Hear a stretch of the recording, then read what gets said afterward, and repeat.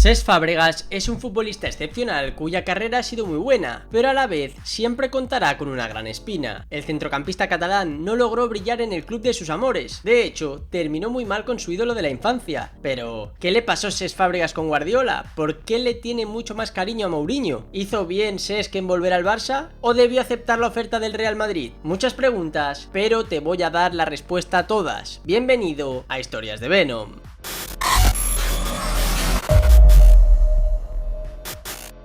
Si planteamos un debate sobre cuáles han sido los centrocampistas más influyentes del fútbol español y europeo en la etapa más reciente, seguramente muchos incluyan en su lista el nombre de Cesc Fàbregas. Hacerlo no es algo descabellado, puesto que el jugador catalán ha vestido camisetas de grandes equipos y ha sido pieza clave de la época más dorada del fútbol español. Sin embargo, pese a que su carrera es envidiada por la gran mayoría de compañeros de profesión, su paso por este deporte también ha dejado algún que otro pero y más de una polémica. Es por ello que merece la pena repasar su historia. Francesc Fàbregas Soler nació el 4 de mayo de 1987 en la localidad barcelonesa de Arenys de Mar, en el seno de una familia modesta. Su madre, Núria, trabajó como proveedora de alimentos en el estadio del Barça, mientras que su padre, también llamado Francesc, fue empleado en el sector de la construcción y un apasionado del fútbol. Precisamente, su padre fue quien le inculcó el amor por la pelota a un joven Fàbregas que con 8 años ingresó en las categorías inferiores del Mataró. Su talento y calidad no pasaron desapercibidos para varios ojeadores de grandes clubes del fútbol catalán, incluyendo el Barça, quien lograría incorporarle a la Masía con tan solo 10 años.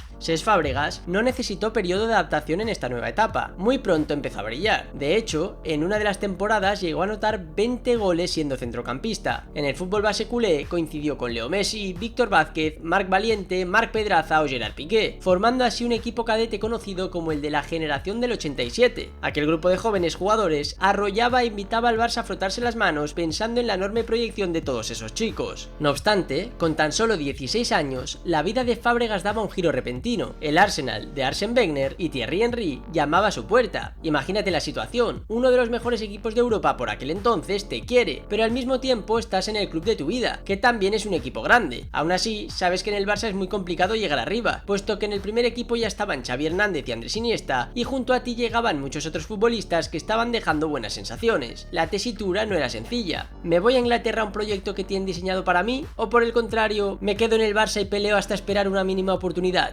Fàbregas apostó por lo primero. En 2003 aterrizó en Londres y aunque los inicios no fueron fáciles, una lesión de Patrick Vieira una temporada después le permitió debutar con el cuadro Gunner. Desde ese momento, su figura en el esquema de Wenger se hizo indiscutible. 303 partidos, 57 goles, 95 asistencias, el jugador más joven en la historia del equipo en marcar un gol, capitán y 8 temporadas, más 2 Community Shield y una FA Cup. Ese fue el legado de Cesc Fàbregas en un Arsenal donde se convirtió en toda una leyenda para los aficionados. Sin embargo, durante esta etapa en la Premier League también vivió otros momentos que marcaron su carrera. El primero de ellos llegó en el año 2006, cuando ya había dejado muy claro que sería uno de los centrocampistas que dominaría esa posición en los siguientes años. El Madrid, presidido por Ramón Calderón, quiso cerrar su fichaje a toda costa y convertirle en una de las grandes estrellas de su nuevo proyecto. Al mismo tiempo, un sector del barcelonismo especulaba con su regreso, con la vuelta del hijo pródigo, aunque lo cierto que esa llegada al Camp Nou parecía imposible. Cuando Cesc se marchó del Barça, una gran parte de la afición le trató como un pesetero y como alguien que había traicionado al club. Esa idea seguía persistiendo años más tarde, por lo que el cuadro catalán empezó a mostrarse reacio a dar el paso de firmarle. Finalmente, ni Barça ni Real Madrid. El centrocampista no se movió del Arsenal, donde siguió creciendo a pasos agigantados y terminó enamorando a todos con su papel en la Eurocopa de 2008 y el Mundial de 2010. Aquella selección española se convirtió en dueña del fútbol, levantando los 2 títulos más grandes que podía conquistar, y además de forma consecutiva. Fàbregas en esos torneos fue actor principal. Por ejemplo, anotó el último penalti de la tanda de cuartos de final ante Italia, gesto que para muchos cambió el rumbo de la historia de España, y a continuación le dio la asistencia a Iniesta en el gol que les proclamó campeones del mundo en Sudáfrica. Su carrera iba viento en popa y de un modo inmejorable. Tanto es así que en 2011 le llegó la gran oportunidad que tanto esperaba. Esta vez sí, el Barça, con Pep Guardiola en el banquillo, le quería de vuelta. No se lo pensó 2 veces, le dio like a este vídeo, se suscribió al canal y puso rumbo a casa. Barça, donde ganó todos los títulos excepto la Champions League. Disputó 151 partidos en los que marcó 42 goles y dio 50 asistencias, unos registros muy buenos para un centrocampista o media punta, como quieras verlo. Pese a ello, no acabó de ser nunca titular indiscutible, porque competir contra Xavi, Iniesta y Busquets es muy complicado. Esto también tuvo que vivirlo en la selección, por tanto, si quería seguir siendo importante, debía hacer las maletas con todo el dolor de su corazón. La verdad es que Fábregas siempre tuvo la espina clavada de no haber podido triunfar en el Barça. De hecho, él mismo contó en una entrevista a un podcast de la BBC que debía haber esperado un poco más para fichar de nuevo por el club culé. Los tiempos son muy importantes en la vida y en el fútbol. Mirándolo ahora, con perspectiva, creo que tendría que haber esperado un poco hasta que Xavi hubiera bajado, y de ese modo relevarlo. Por otra parte, en esa misma entrevista contó que Guardiola había tenido la culpa de que decidiese dejar el Arsenal.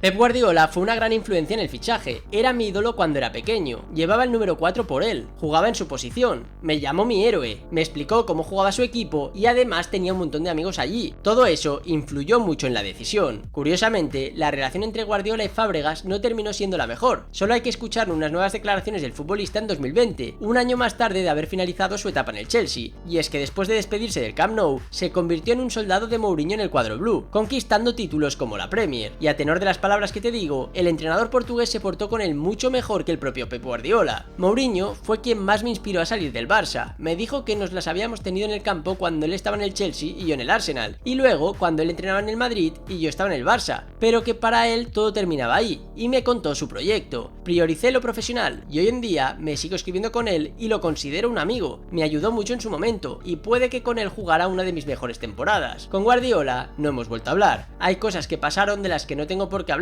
y creo que la decepción es mutua. Después del Chelsea, Cesc recaló en las filas del Mónaco, y por último en el Como italiano hasta anunciar su retirada el 1 de julio de 2023. Así transcurrió la carrera de Cesc, que consiguió grandes cosas sobre el terreno de juego, pero también protagonizó algún escándalo. Por ejemplo, durante la disputa de la Copa Confederaciones en 2013, el diario brasileño Globo Sport reveló que 5 jugadores de la selección española habían sido descubiertos con mujeres de compañía en el hotel de Recife, tras el triunfo ante Uruguay. Entre esos jugadores estaban Piqué y Cesc Fábregas. Al parecer, las cámaras de seguridad les grabaron a todos ellos entrando a las habitaciones con estas chicas. Un año más tarde, en 2014, su nombre también fue noticia dado que la policía británica detuvo a Daniel Tudor, un mafioso rumano, en una de sus casas de Londres. Aquel hecho generó gran revuelo, pero rápidamente las autoridades inglesas quisieron desvincular al futbolista de lo ocurrido. Ese inmueble estaba puesto en alquiler, pero Fábregas no era el encargado de buscar y tratar con los inquilinos, por lo que no sabía que la persona que ocupaba por ese entonces su vivienda era un delincuente que acababa de defraudar 80 millones de euros.